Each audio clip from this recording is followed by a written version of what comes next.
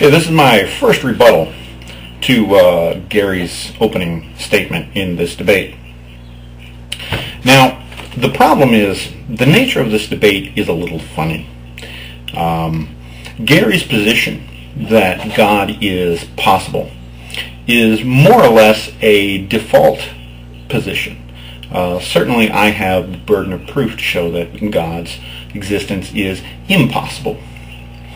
But if the purpose of Gary's opening statement is to show that God is possible, whatever arguments I would have against the possibility of God would be essentially what I have already given in my opening statement. So what do I have to do with this rebuttal? In Gary's opening statement, he talked primarily about God's omnipotence and omniscience, and how these traits individually were coherent, and together they still maintained coherence. So to define God as an omnipotent, omniscient being is itself, therefore, coherent.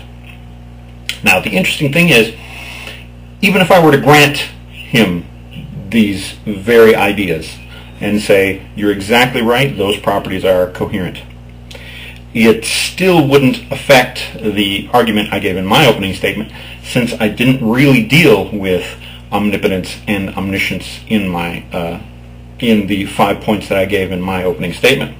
I did deal with omniscience, but it was omniscience versus the actions of a thinking mind. So it's not quite the same. So here I am again. If I am to grant him his entire opening statement and say, you're right, it doesn't affect my argument at all. And that is essentially what I'm going to be doing here.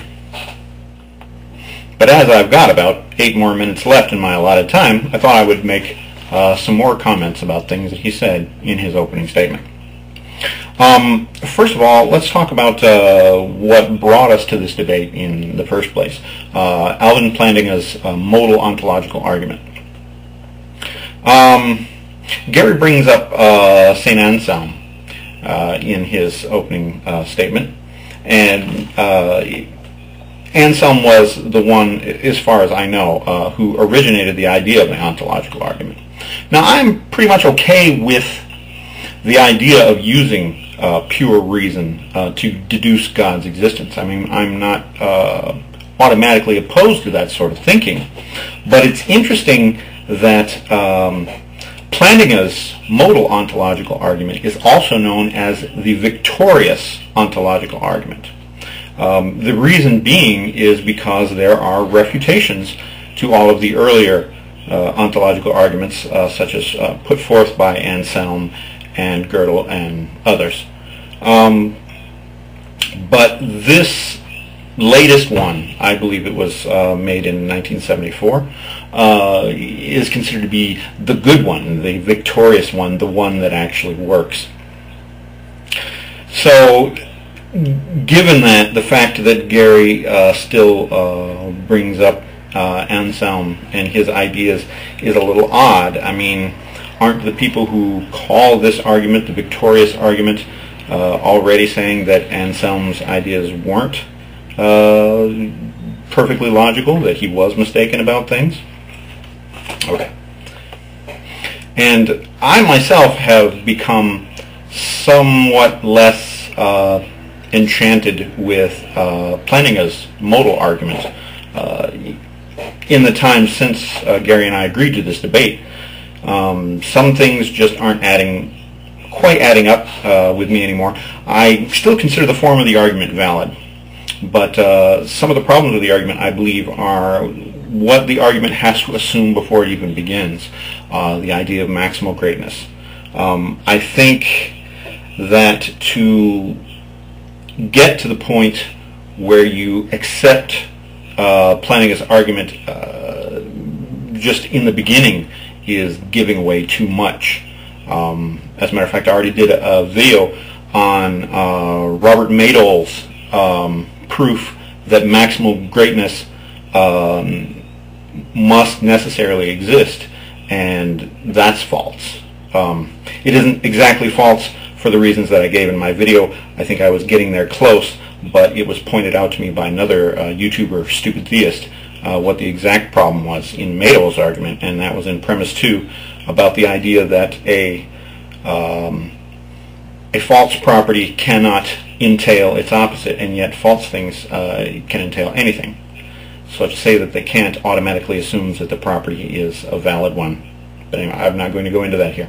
Other things I wanted to mention about Gary's opening statement. Omniscience. In his opening statement, he defines omniscience as knowing the truth values of all propositions. And while certainly that's a part of omniscience, I don't know if would that be considered the totality of omniscience. I imagine a strange situation where God knows the fact that cars have 4 wheels, because that is a proposition that has a truth value. Do cars have 4 wheels? And yet he wouldn't know what a car is or what a wheel is. What truth value propositions are associated with defining things like cars and wheels.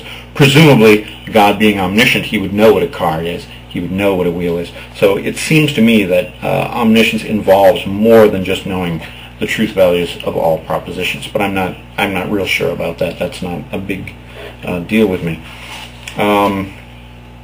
Also, going back to omnipotence that Gary used in his argument, in the comment section of his video, I mentioned the fact that his definition once again allows for the being McNothing to exist and to be considered omnipotent. I did a video on this earlier also that you can check out if you'd like.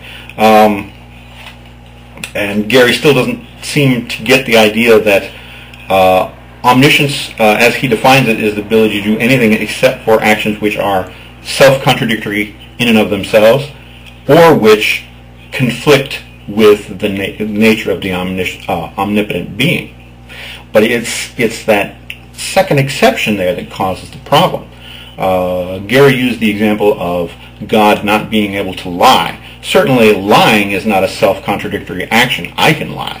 Lying is a possible thing to do. But since lying goes against God's holy nature, the nature of his holiness, and his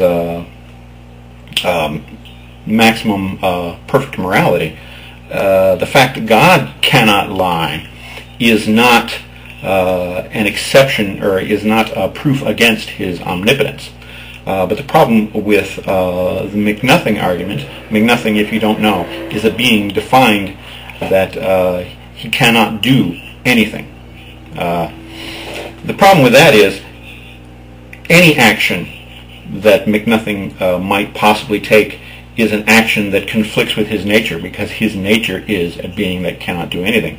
So what we have is we have an odd situation here. Here is a being cannot do anything and yet is still technically omnipotent. I believe that that is a problem with omnipotence itself. But again, you will notice that in my opening statement, in the 5 points I gave against the possibility of God, that I don't list that in there, because I don't feel that that is a strong, well-developed argument, at least not in my head yet, which is why I didn't bring it up. But certainly I feel that it is a problem that if you believe in the property of omnipotence, if you believe that there is such a thing as an omnipotent being, I think it's a problem that you must necessarily deal with. Is it acceptable to say that McNothing is also an omnipotent being? Okay, so that is it for my rebuttal of Gary's opening statement. It's not much of a rebuttal, but again, the issues that he brings up in his opening statement about God's possibility are not where I'm arguing that God is impossible with regards to. The properties that I believe make God impossible are the properties that I gave in my opening statement, and I'm looking forward to Gary's rebuttal to that. As a matter of fact, in private messages, I told him, because of the nature of this, if he wants to take extra time to rebut that, rather than defending these attributes, which I'm not technically disputing later on, that he can go ahead and add 5 minutes onto his rebuttal, and I'll be looking forward to that soon. Thanks.